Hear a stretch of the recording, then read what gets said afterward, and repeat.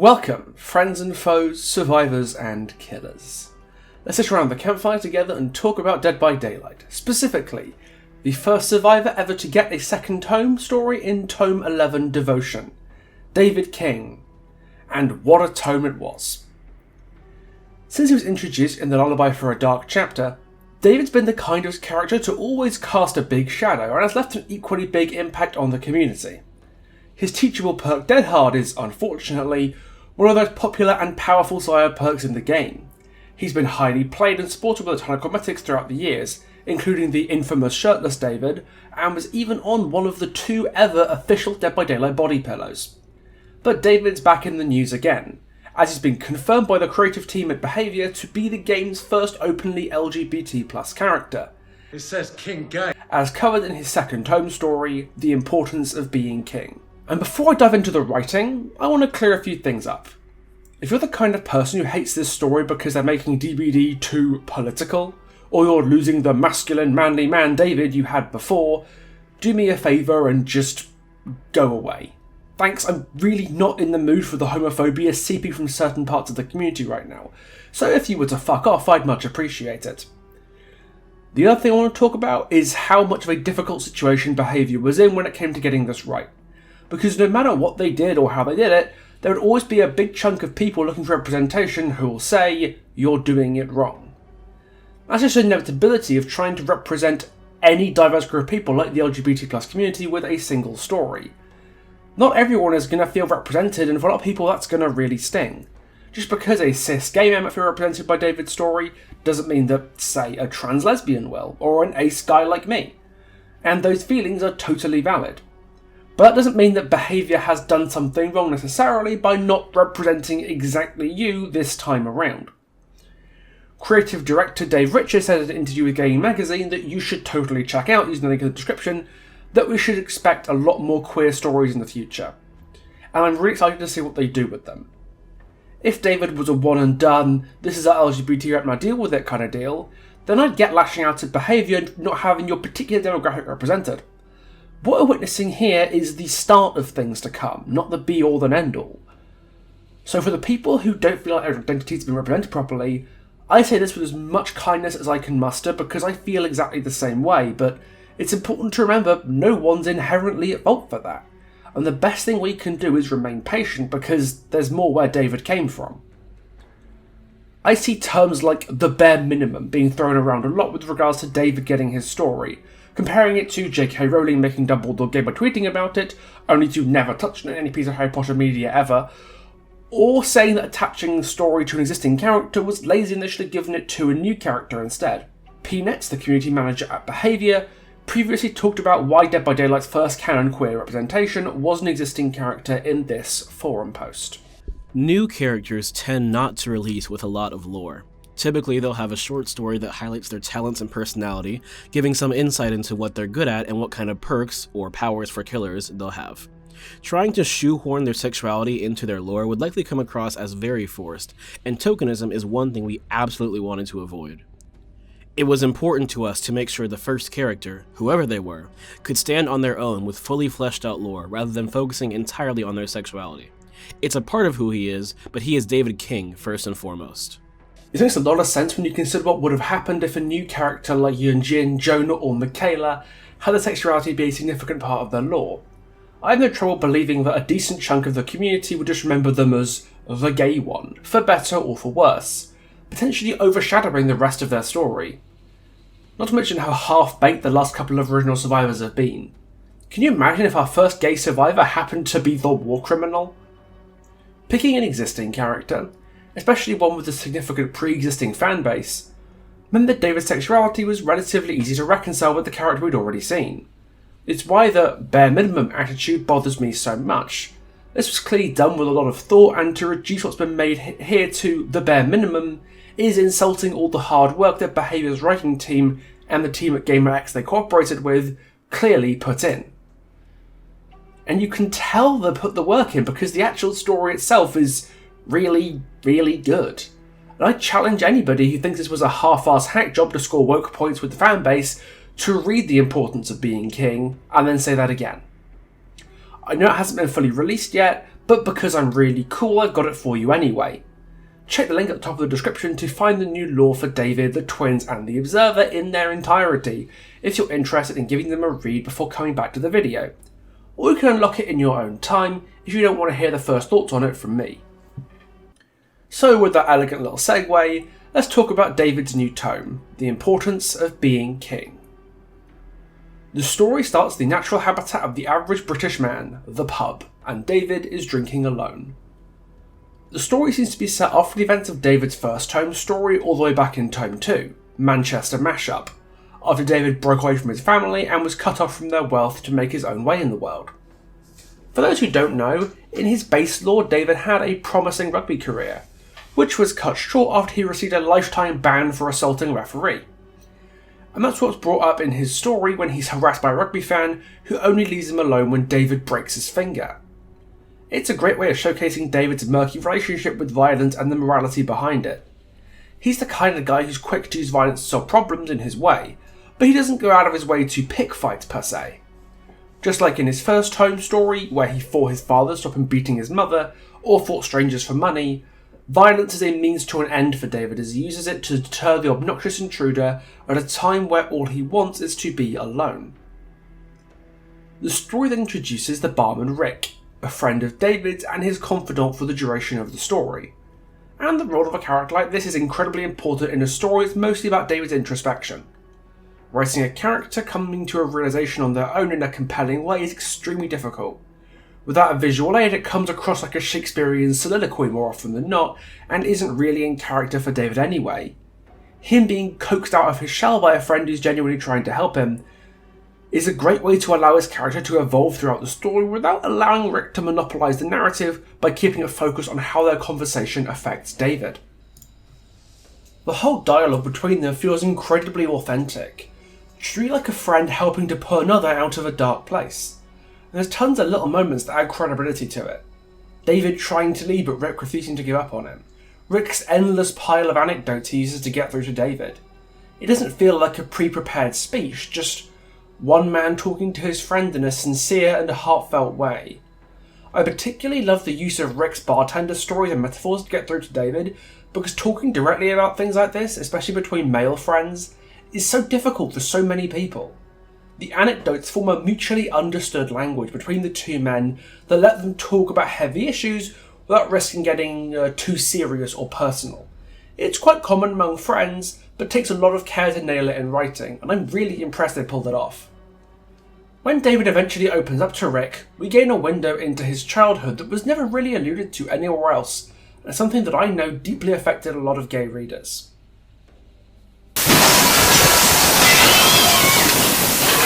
Did someone say gay readers? Hello, dear listeners. My name is Solomon, and I currently main Yunjin Lee. This should let you know that I am a licensed homosexual. This, and this fact alone, is why Pixel has drafted me to talk about David King. I don't really mind though, because David King is fucking hot. I would let shirtless David hit me with a train at least twice while calling me a myriad of British-sounding slurs, like wanker and hobnob. You know, we always talk about gay rights, but we never talk about gay wrongs, now do we? Well, I am here to fix that. I'm going to yassify this video essay by exploring David's story through the lens of toxic masculinity, the setup, subtlety, and subversion. Because I am taking the toxic masculinity angle, I want to clearly define what that actually means. When I say toxic masculinity, I do not mean that all men are bad or that masculinity itself is toxic. I am not here to attack men. I like masculinity a lot, actually. It's really important to my identity. And if you're a capital G gamer, there's a good chance it's important to yours too. If anything, I'm going to lay out a pretty solid argument on how David's story shows that men are often oppressed in a lot of subtle and insidious ways. I will start by explaining that even though it is pervasive, toxic masculinity is just one version of masculinity. When most people think of the word masculine, at least in a Western context, they will think of strength, power, bravery, toughness, protection, determination, etc. They will think sports, muscles, cars, sex, guns, lumberjacks, Ryan Reynolds. You get the gist. None of these things I have just mentioned are inherently bad. They're often pretty good. And none of these things are exclusive to men either. Any gender can have these qualities and participate in these things. However, when taken to their extreme, these things become harmful. When these attributes are prioritized too much, they become toxic, especially in men. So, I have combed through David's tome story and assembled all the examples of toxic masculinity, or the effects thereof, that I could find. You may not view these things as problematic at first, but just hear me out, okay? Okay. Exhibit A. Status and wealth and power. Memory 385 starts out with David King on some alpha male bullshit. He is bragging about the money and possessions he has, as well as the beautiful woman he claims to be with, Jasmine. He doesn't talk about how much he cares about her, or how she makes him feel as a person. He focuses solely on Jasmine's beauty and desirability, like she's a shiny new car, presumably to impress the other men in his life, like his father, who probably views women in a similar way. The fact that he talks about his girlfriend or love interest in the same way he talks about his possessions really shows how women are objectified under patriarchal values. Having money is status, having nice things is status, having a total babe is status, and having a high status is one of the main goals of these people with alpha male mindsets. They can be very, very destructive though. I'm not saying you can't want more in life, or that going for riches and hot babes is terrible and mean, but under toxic masculinity, part of your value as a man, or really even as a human, is driven so much by the material things you can acquire. Because a man, quote unquote, has to provide. So if you are broke, you're not a man, and if you're not a man, you are not worthy. This is a terrible standard to live by for numerous reasons. And the expectation of men to be breadwinners and show off their wealth in any way possible affects even David, who has a lot of money to begin with.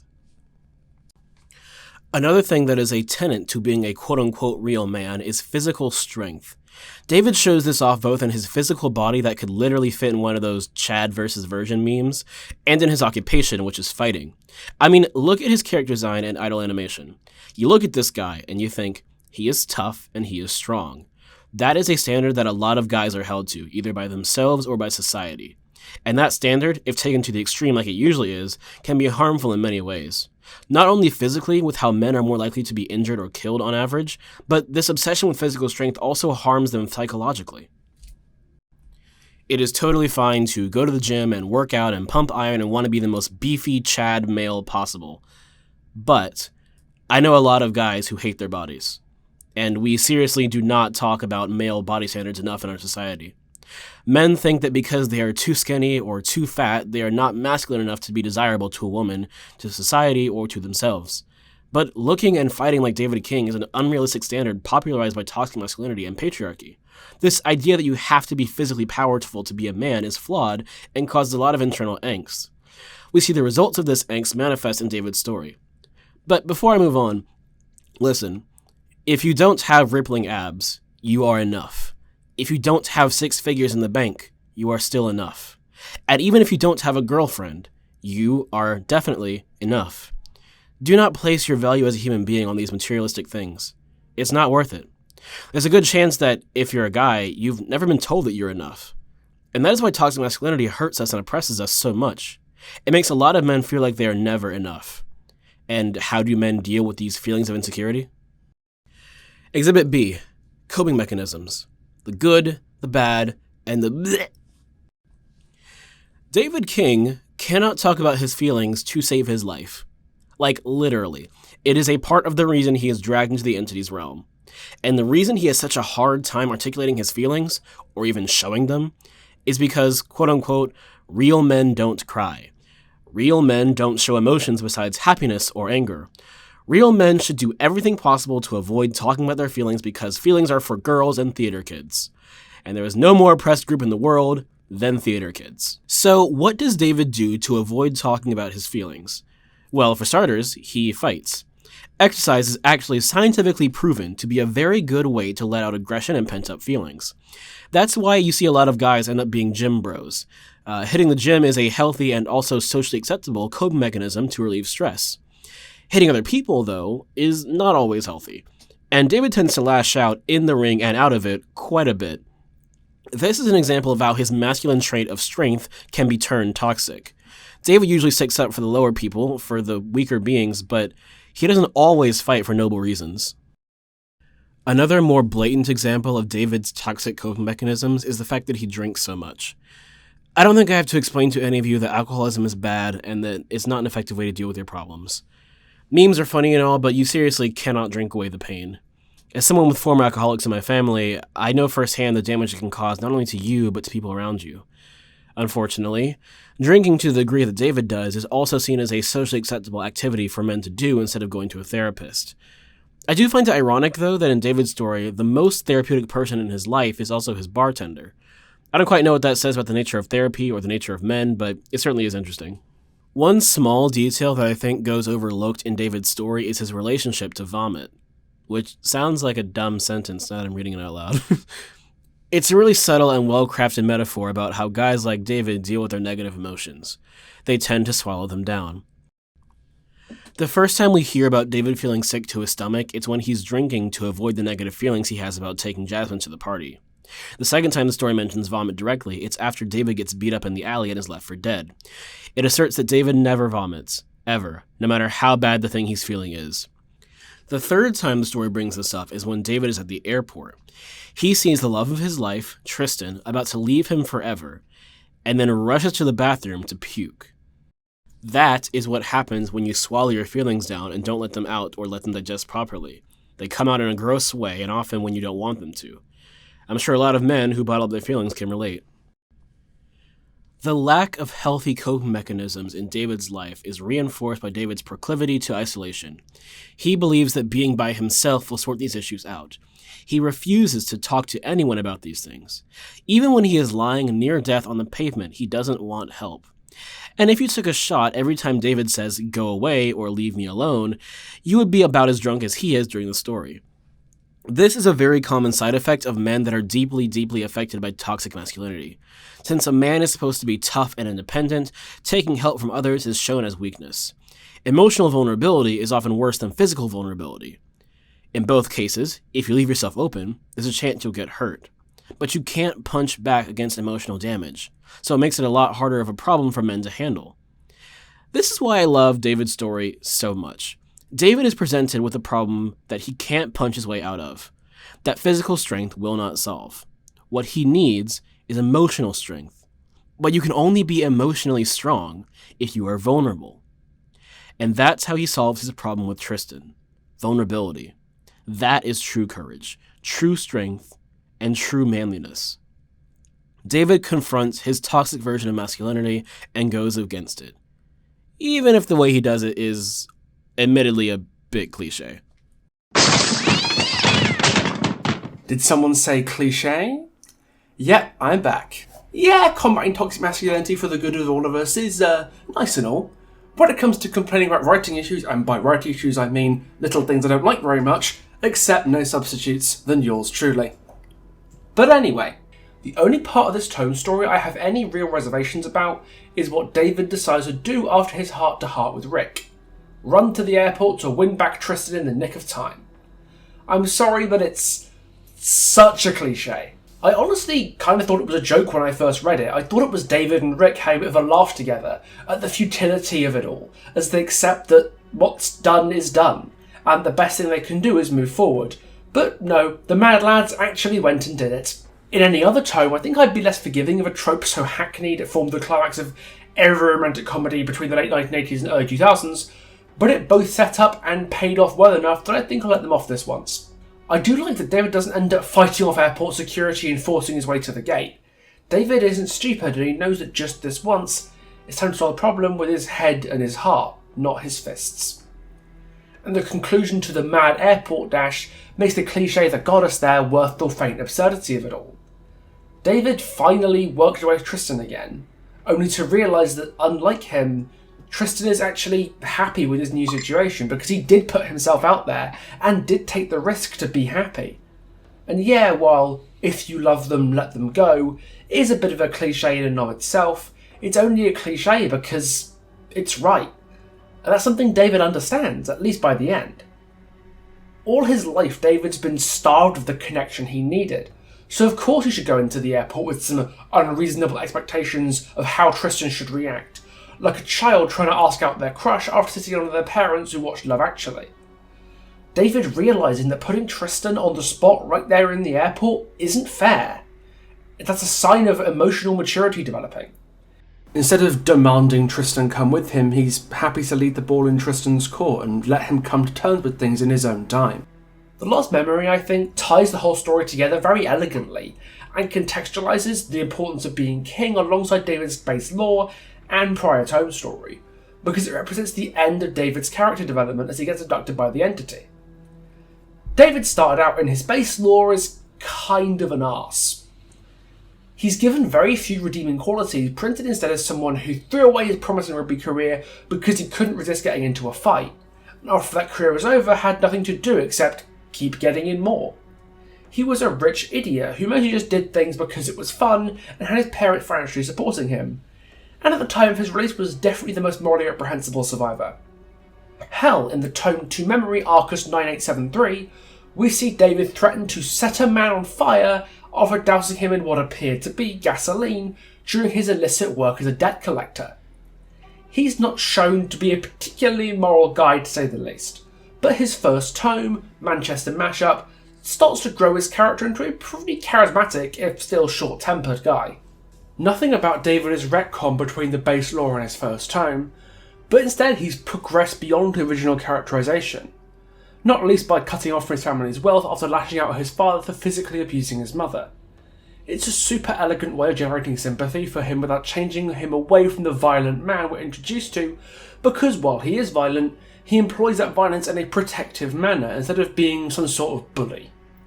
Whether he's protecting himself or others, violence is typically his first port of call, which is both consistent with his established character and grows him beyond it into someone we can understand and root for. It's why I was a little worried when I heard David was getting his second tome, because his first one did a great job with updating his character, to the point I didn't think he needed a second one. The importance of being king takes that characterisation and develops it further by exploring what happens when David finds himself in a problem that he can't punch his way out of. One of David's defining traits is his masculinity, whether that's printed positively due to his protective nature, or negatively because of his proclivity for violence. But that same masculinity stifles his ability to properly express himself. It's both his greatest asset and his fatal flaw, and it takes a lot of work by both David and Rick to get him to a place where he's comfortable to express himself fully and try to make a positive change. The revelation of David's homosexuality changes how both his base lore and his first tome are understood. For example, the importance of being king brings up the referee David assaulted, with the implication that the referee said something that set David off, gaining a hell of a lot more weight when he realised just how homophobic rugby can be. It's a real problem here in the UK. 69% of rugby union players have reportedly heard their teammates using homophobic slurs just within the past 2 weeks, with 42% admitting to using them themselves. And in the history of British rugby, there's only been one openly gay rugby league player ever, the freshly retired Keegan Hurst, and only one openly gay rugby union player in Gareth Thomas. Like a lot of professional sports, there's a ton of homophobia in rugby, and the implication that that might have been what set David off on the referee makes it sting all the more that he threw his future away, not out of his own fault, but due to his reaction to the ignorance of others. More than perhaps any other tome story, I hope everyone reads The Importance of Being King, because I guarantee it's better than you think it is. It's not a low-effort story, it isn't half-hearted pandering. It's a really solid story that resonates with a lot of players and is a great start for queer representation in Dead by Daylight. And when I say a great start, I mean it. Because David might be the first queer rep in DBD, but we have it on good authority that thankfully he won't be the last. More survivors and potentially even killers with different identities are on the horizon, whether that's new characters or expansions to existing characters. We don't know who, we don't know what, we don't know when, but it's coming and I couldn't be more excited. Even disregarding what it represents for the future of Dead by Daylight storytelling, The Importance of Being King is a great piece of writing on its own that really enriches David as a character and completes his growth arc before he's taken by the entity at the end, drawn in by the hallucinations of his tormentors, just like Destiny was at the end of his story. What a first outing, if you'll pardon the pun, for LGBT plus content in Dead by Daylight, and I really hope it isn't the last. And you want to know the best bit? Despite everything good I've had to say about this story, and the way it respectfully treats its titular king, it's not even the best story to come out of Tome 11.